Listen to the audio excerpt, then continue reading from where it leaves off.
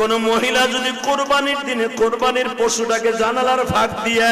তাকায়া তাকায়া দেখে আর ইসমাইলের কথা ভাবে,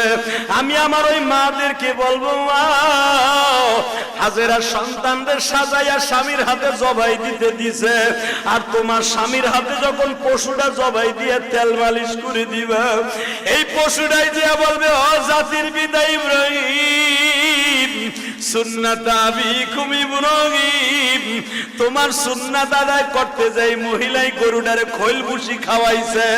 এই মহিলা গরম পানি করে দিয়ে আদর করে দিছে, এই মহিলা দারোয়ানকে বলছে, গেটম্যানকে বলছে গরুটারে সুন্দর করে গোসল করা। মনে রাখো গো মা, এই জন্যই দেখবেন গরু কিনবেন আপনি, গরুটার তদারকি দিয়া দিবেন আপনার বিবির আন্ডারে। আপনার বিবি যদি এই গরুটারে তেল মালিশ করে দেয়, গরম পানি করিয়া দেয়, একটু আদর করে দাও গো মা, ইসমাইলের গাড়িতে তুমি জান্নাতে যাইবা।